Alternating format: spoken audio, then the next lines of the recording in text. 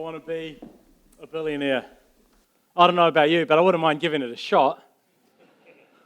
Well, one of my financial mentors, Dave Ramsey, he says, I've tried being rich and I've tried being poor, and I know which one I'd rather be. But I think in the heart of that song, right, is what culture says to us about money. If I want to be a billionaire, so I can be on the cover of Forbes magazine, standing next to Oprah and the Queen. Take a lot of money to do that, wouldn't it? Sorry, I lost my thought right there. Something comes into my mind. And I'd go to, a different city every night. And just this idea that if I've got all this money, it's all for me.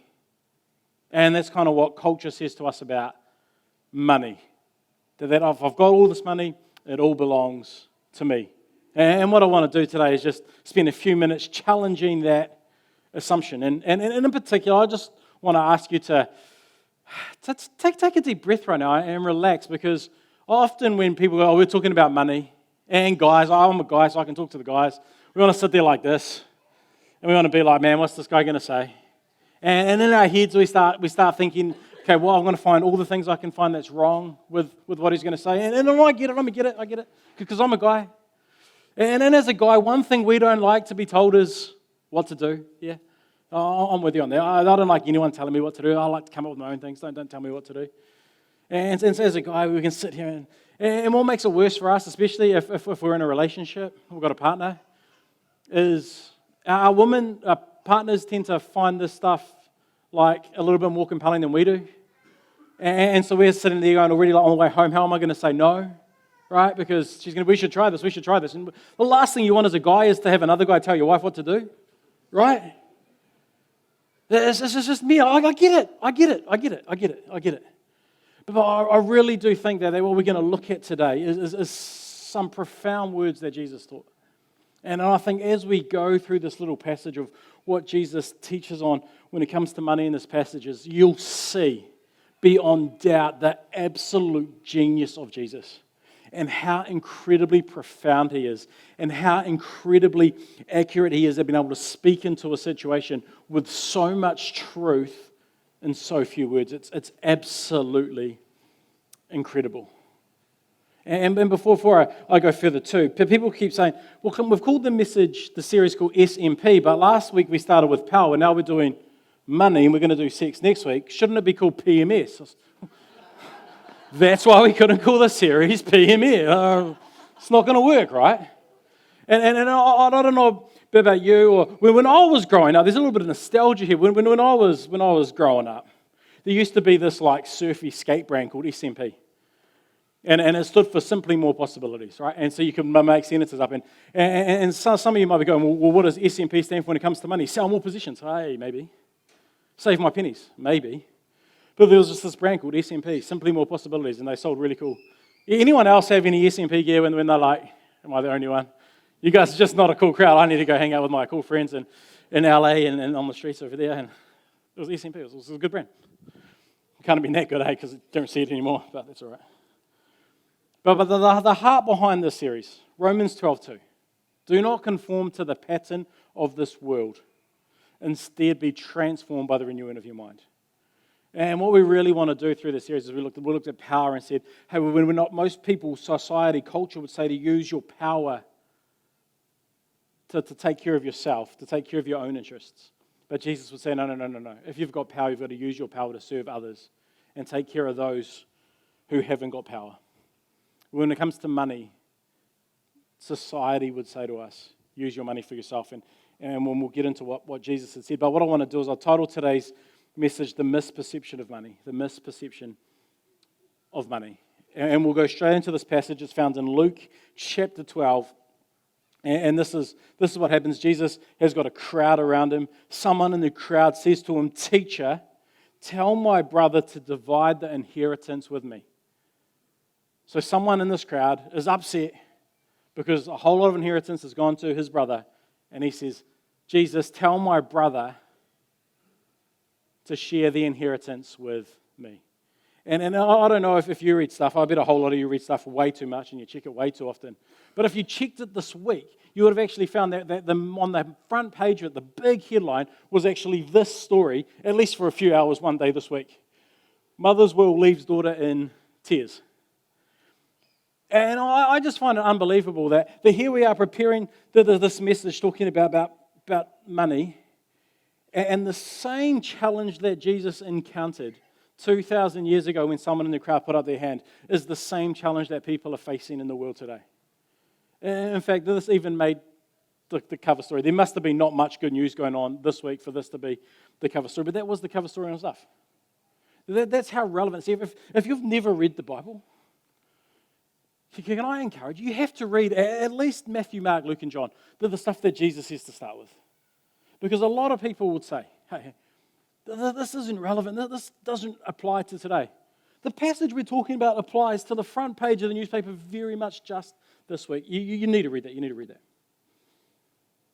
And so Jesus replies, and he says to this man, who appointed me a judge or an arbiter between you? Who appointed me to make the decision here?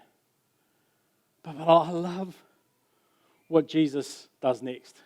He says, you've come to me with this question because you want half this inheritance. But there's something going on below the surface here. There's something deeper here that I need to address. There's something much more important that needs to be talked about. There's something so much deeper that's actually applicable to everyone in the crowd, not just you and your brother. So what Jesus does is he takes this question and he turns it into a teaching opportunity to teach the wider crowd. And he says this to them. He says, watch out. Be on guard against all kinds of greed. Be on guard against all kinds of greed.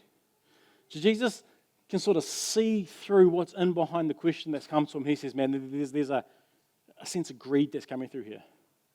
And rather than just answering his question that's relevant to him and his brother in that situation, I'm going to talk about something that actually impacts every single person here. And so he takes a moment and says, okay, guys, everybody, watch out. Be on guard against all types of greed. And even in that sentence, Jesus teaches us something. See, because culture would say this to us. They'd say there's really only one type of greed. And someone's really only greedy when they take something that isn't yours, or when they make an ill-gotten gain. If my business is following the laws, if I'm right, if I'm doing what's legal, and I make a whole lot of money, that's not greed. That's wisdom, right? If I'm not ripping someone off, if I'm not hurting people, if they're happy to give me that much money to do this thing, or they're happy to buy that product off me that only cost me a fraction of that price to buy myself before I pass it on, if they're happy to part with their money for that's not greed.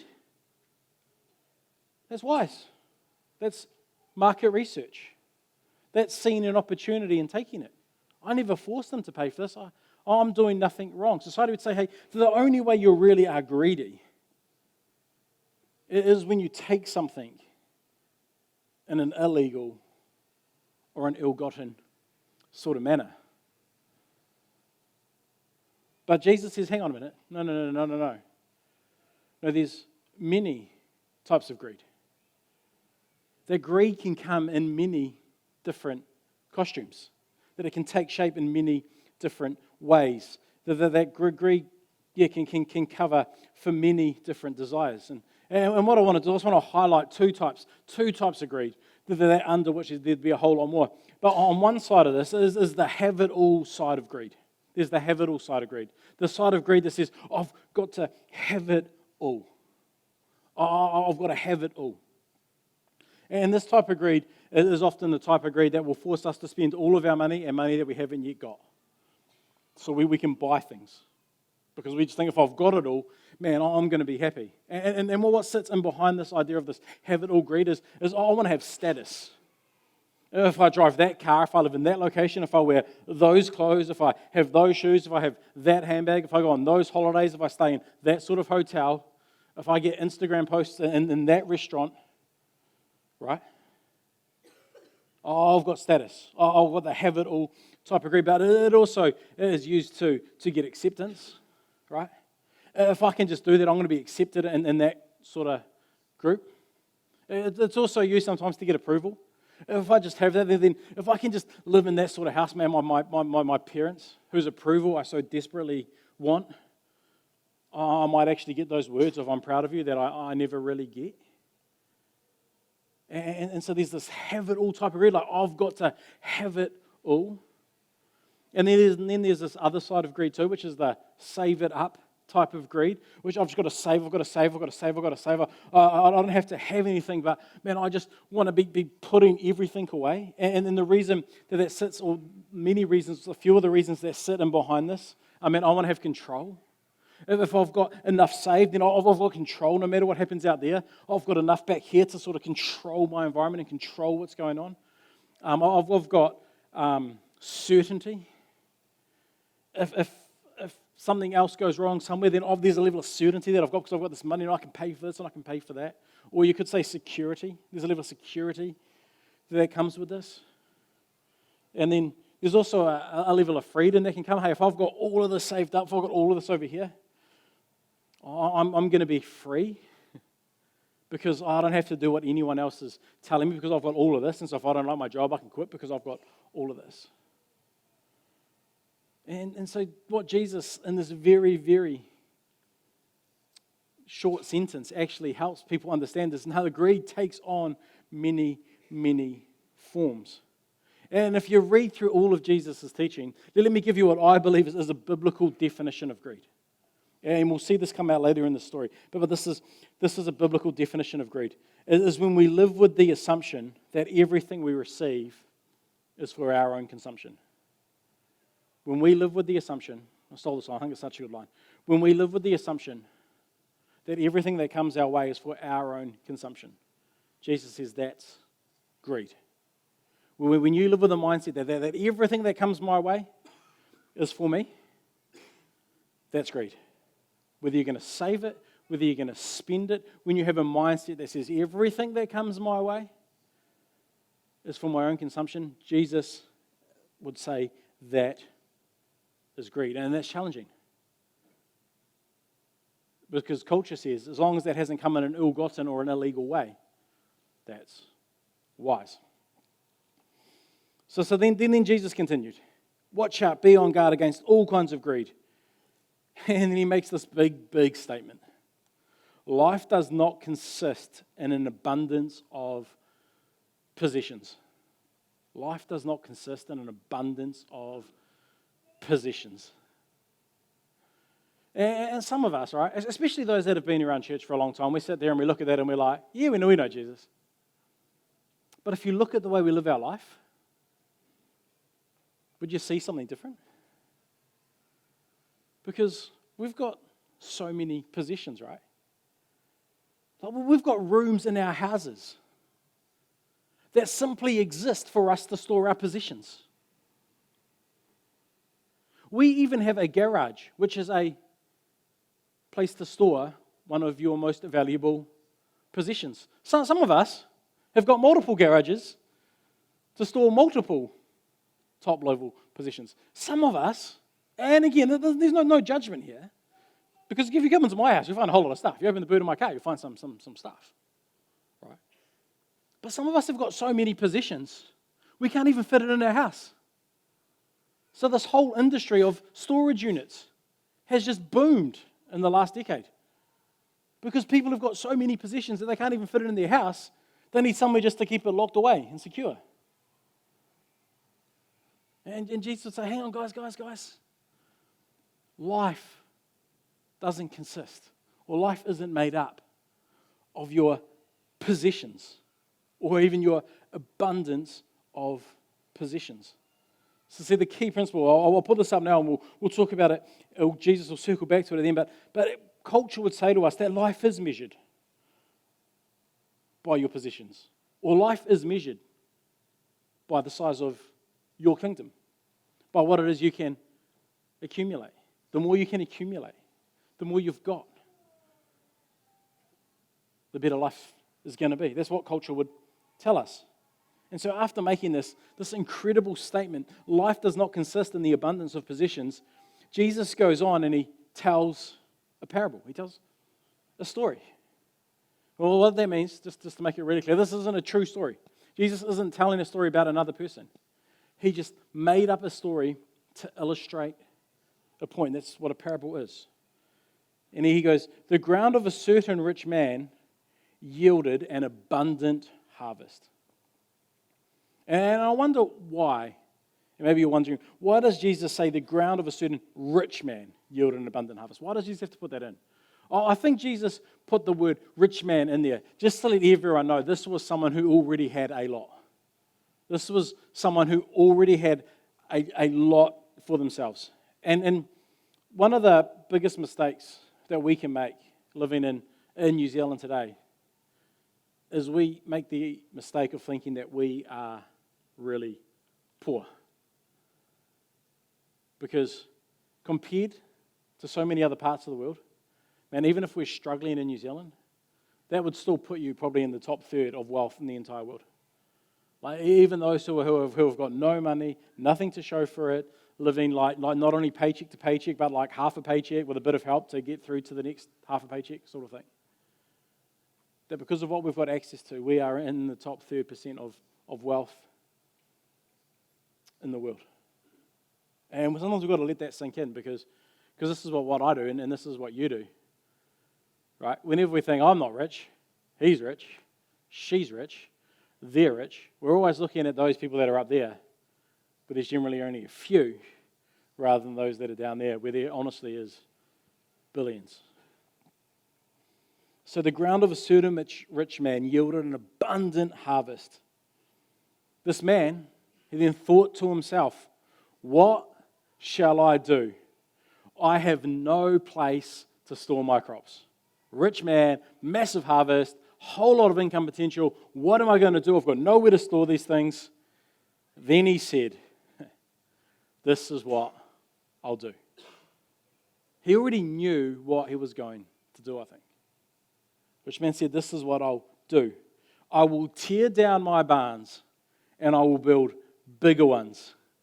And there I will store my surplus gain. I'm going to tear down that barn. It's not big enough. I'm going to build a bigger one so I can put all my gain in it. I think this is what Jesus was trying to illustrate with this point of this man talking to himself in this little conversation. This man did what he had always done. He just did what he'd always done. As he got more stuff, he built bigger barns. Come on, that's what we do, right? As we accumulate more stuff, we then go and get a bigger house to look after our stuff. We need more storerooms. And again, I'm not pointing fingers here. We are literally at the moment adding on another room to our house. So I'm not judging anyone. Okay? Full disclosure here. But that's what we do, right? That house was really fine. But I don't have a place to store this, I don't have a place to store that, I don't have a place to store that. I'm going to go buy a bigger house. So now I've got more space to store stuff. And then, lo and behold, we fill up all that space too. And we go looking for another house. And this is why it's important, I think, this teaching that we want to think, hey, what can I do from this day forward? Because it's so easy for you and for I to get into this trap of just doing what we've always done. And when it comes to money, this is why this is such an important topic, I think, and especially to teach people as they're growing up, because we just tend to do what we've always done. And unless there's a point where we intentionally break our habits, unless we intentionally move away from doing the things that we've always done, we'll never find freedom in this area. Because what we tend to do is what we've always done. And listen to me. This is the most common thing that people talk about when they talk about money, right? It's always, when I just have a little bit more, I'll be able to do what I know I should do. Well, when I have that little bit more. But here's the thing. As soon as you add another zero onto your income, you just do what you've always done. And an extra zero gets added to everything else too. And the pattern doesn't change unless you intentionally make a decision to change. Because what we always do is what we've always done.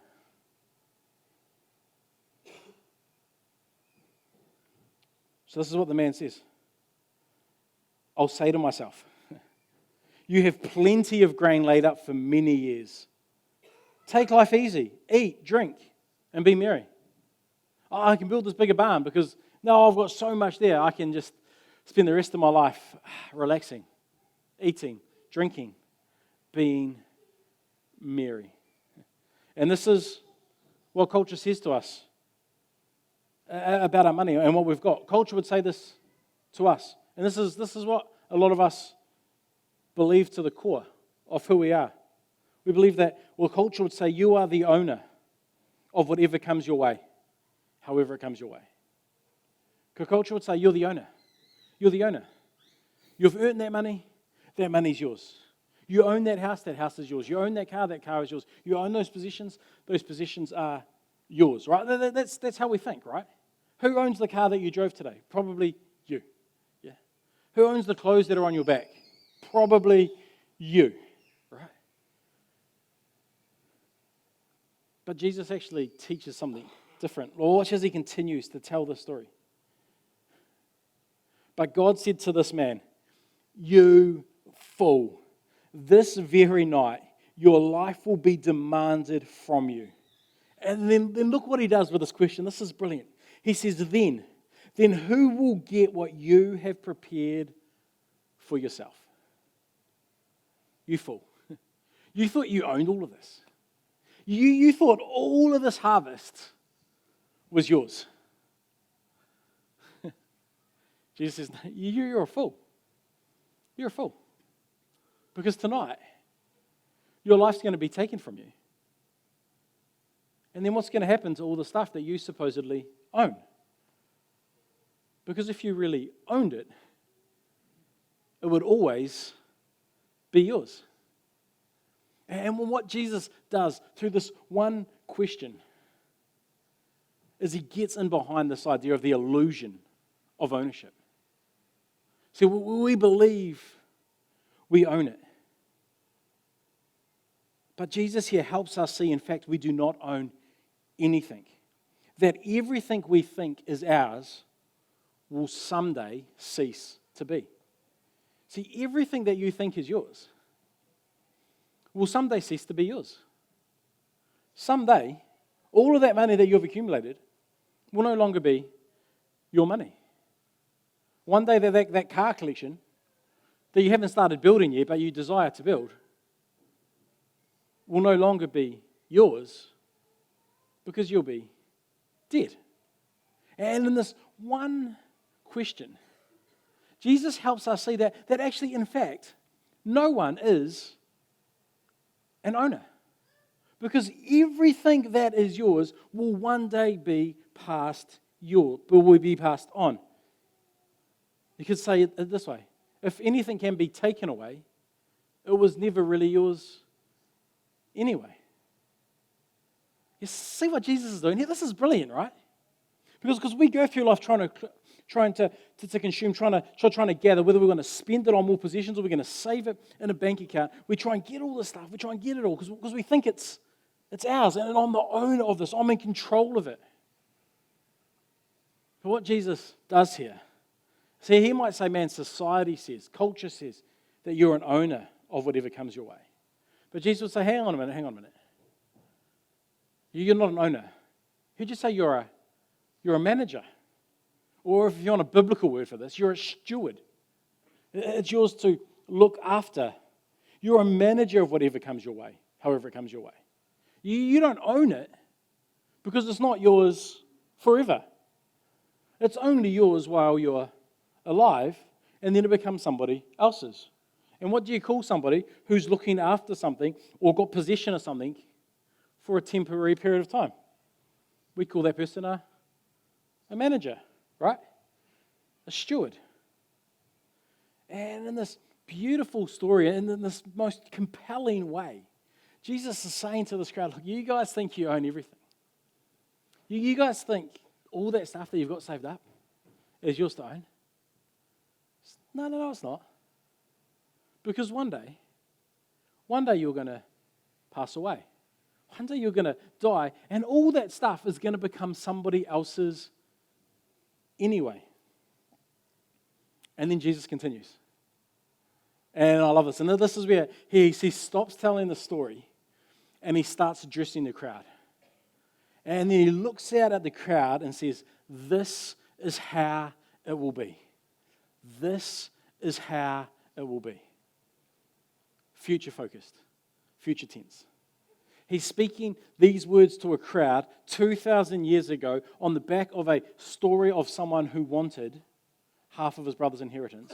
And we see that 2,000 years later, those same problems are still in the world. And what I'd put to you today, what I'd suggest is that these words are just as relevant today as they were 2,000 years ago. And Jesus knew this, and that's why he could stand out there and say, this is how it will be.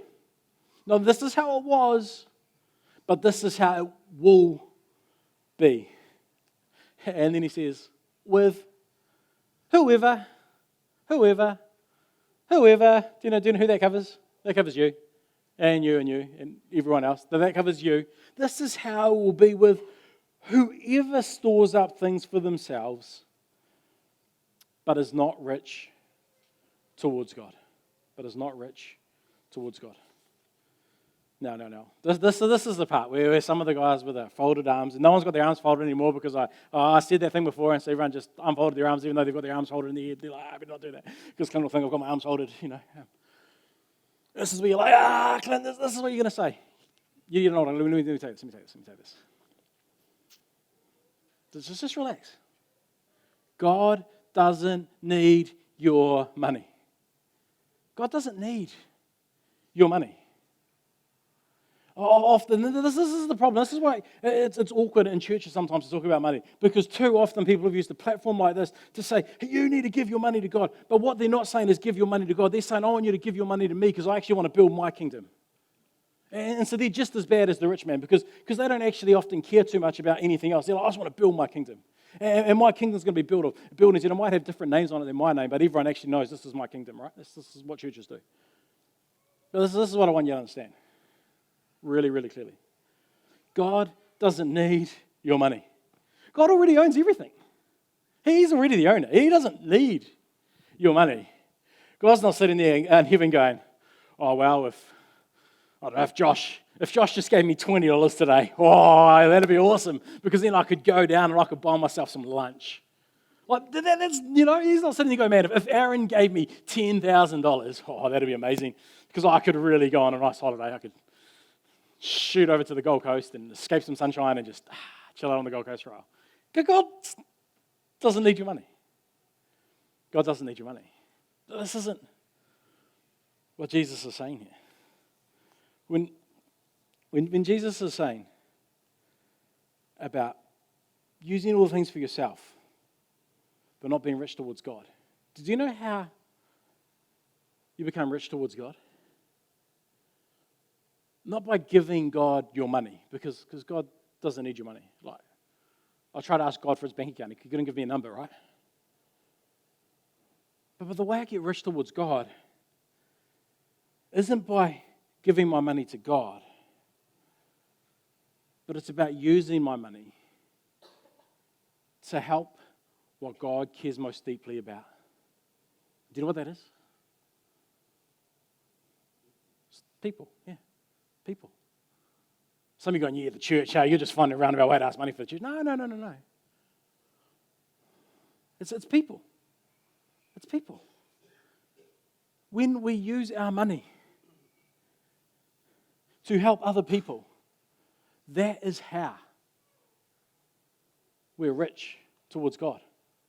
We can't give our money to God, but it's not very hard to find people who are in need.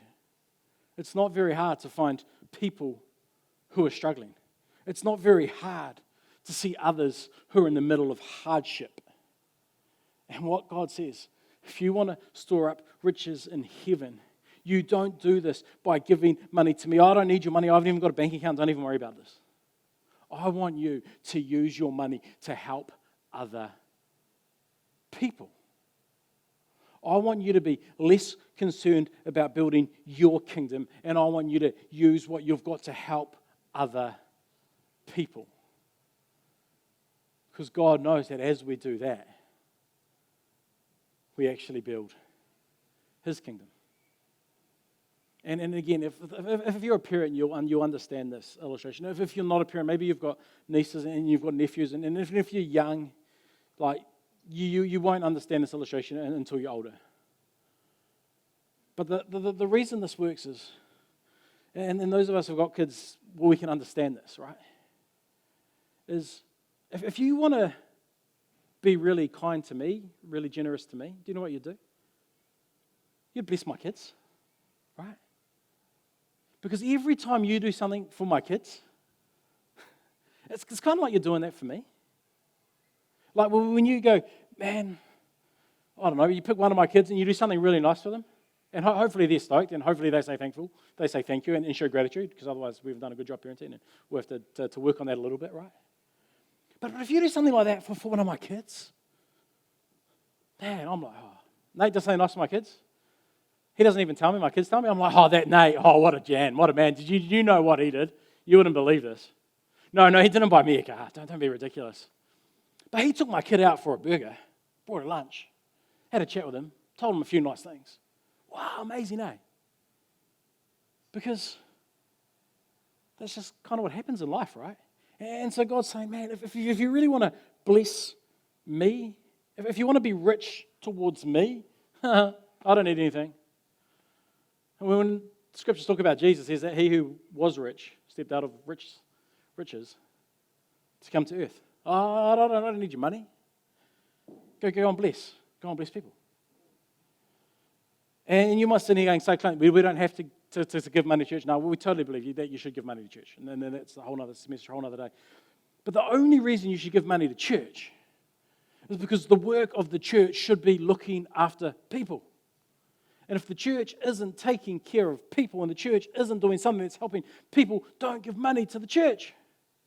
If all the church is doing is accumulating money for the sake of one or two or three, or for the sake of this or that, but it's actually not helping people, don't give money to the church. If you're sitting here and you give money to Life Church, can I say thank you? The work that we do is all done because of what you do. I don't know, but we had all these kids having all this fun before. That was all because you give. Well, we can run programs up here on a Wednesday night and have 50 intermediate kids come up. And their parents ring and be like, I pay $100, $120 a term for them to go to swimming, I pay for this, pay for that. Well, what's going on? We have to pay? No, we just do it as church. We just believe in young people, and we really want them to see all that they can do. Really? Yeah. But if you want to make a donation, I can send you through your bank details. Like, we're not going to say no. But do you know what I mean? The reason we run Camp Survivor, that's why we do Camp Survivor, because we want to help people. If we're going to be rich towards God, what Jesus is saying here, you've got to use your money to bless others. So if we go right back, culture would say life is measured by the size of your kingdom. Jesus' teaching would say, no, life is measured by what you do to help people. Your life is measured not by the kingdom you can accumulate, but what you can do to help people. Now, there's nothing wrong with accumulating.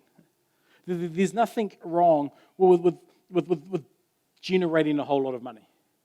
Because do you know how many people you can help with $1 million? There's a whole lot more than the amount of people you can help with $100. Do you know what I mean? Like, if you've got the ability to earn that sort of money and to raise that sort of money, man, do it. Go all out. Because you can help so many more people with a whole lot more money than someone who hasn't got much money. But do you know what the good thing is? No matter how much money you've currently got, you can help someone. You can help someone. You remember sitting going, Clint, I'm in debt, I'm over my eyeball. Yeah, it's cool. But you can mow your neighbour's lawn. And you probably just saved him $60. You could watch your neighbour's kids so they can go out to a movie and have a little bit of peace in the middle of a chaotic household. Do you know what I mean? It doesn't matter what you've got. It worries about, it's all about the heart. And what I wanted to do today, and this is honestly, because I've got that picture in my head of all the guys sitting in church going, oh, what does this guy know? He's just going to ask us something. We want to give you a gift today because we want to practice what we talk about. We want to practice what we preach. The best book I know on money is by Dave Ramsey. It costs $50, and I have to get a ship from America, which costs another $30 book. So I couldn't go and buy a whole lot of copies of that. I'd get fired, told off. So I couldn't. But I was able to get this book called God, Money, and Me, which is a really, really good book about money. And as you leave today, at the desk out there, you'll be able to grab a copy. And this is our gift to you. We don't want to ask something from you, we want something for you, right? And so you can grab a book. My only request is this. Please take one per household. I've got I think there's 120 copies there. And there's a few more people than 120 that are in this room. So grab one per household. If you come from a household and you're all going to read it, and I know there's some houses like this, feel free to just hang out at the cafe, wait till everyone else has got one, and there'll be a few left over. You'll be able to go and grab another one. So don't stress. Okay? You can have 2 or 3 if you really want 2 or 3, and you're both going to read it. Don't take 2 or 3 and then read none. I'll slap you. But honestly, grab one per household as you leave. This is a gift from us to you because we want to practice what we're talking about. Because honestly, when it comes to money, a lot of us think God wants something from me. No, God wants something for you. And the faster we can get to this place, and the faster we can realize, man, hang on a minute, I'm not an owner of everything that comes my way. I'm just a manager of it. We start to look at it differently.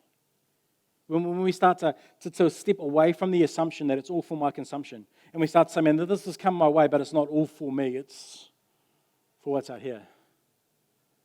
Life changes. And what can happen is we can shift to becoming a generous person. And one of the biggest challenges, this is one of the discoveries I made when I was preparing for this, one of the biggest challenges we have that prevents us from becoming generous people is you and I know how to do generosity. And this is the distinction here. A lot of us know how to do generosity. You don't have to have someone come here to tell you how to do generosity. Someone tell you how to do that bank transfer to that person, to go and buy that gift and put it in an envelope and put some money on it or maybe and leave it on a door and run away so they never know who it's from. You don't need someone to tell you how to do generosity. We know how to do generosity. But the problem is, because we get so good at doing generosity, like I'm going to do this here, I'm going to do this here, I'm going to do this here, we never actually cultivate the heart of generosity. We never become generous people. And what Jesus wants us to be is generous people. And we can't be a generous person if we've got the assumption that everything's for my consumption. And we can't be a generous person if we think I'm an owner of all that I've got. You see, the key driver that sits in behind greed is worry. It's worry. And the reason we go and buy so much stuff is because we're worried. On the first hand, we're worried. I'm worried. I'm not going to have money in the future to be able to buy stuff. So what do? I go and spend all the money I've got today and more because that's going to help me. And then to do that, I go into debt. And then I'm in debt, so I've got to pay that off, which means I've got no margin, which in turn leads me to more worry, right? It's a cycle that keeps going when we're on that spending side of it. And for those of us who save money, that's what we do. I've got to save money because the future's coming. So we take some money and we put it away and we save some money. And then all of a sudden we go, man, I've got this much in savings. Oh, man, I've got to do something to protect it so I don't lose it. And so we start thinking, how am I going to protect it? And again, that leads us to more worry. And then that worry forces us to put more aside. And it just starts this vicious cycle of us putting more and more away. And what we know in this, and when we've been down both those paths, or maybe you're down one path and someone else you know is down the other path, but most of us go down one of these cycles over and over and over and over. But what we know is that worry is always there. Because you buy that really cool thing, and you feel good for a couple of days, and then something even better comes out, right? And then you want that, and then you want that, and you want that. Or you've saved, and you've got $10,000. And then you've got, I've got $100,000. And then, I've got $400,000. You're like, oh, man, I better protect this. Well, what if all goes wrong? And what happens if this happens? And you go, and all of a sudden, you've still got this angst of worry. And that's why I love what Jesus says next in Luke 12. And I'm going to read this to you. And then we're just going to finish there. Because as soon as Jesus has told this story and made that final little point, he says this. And guess what it's all about?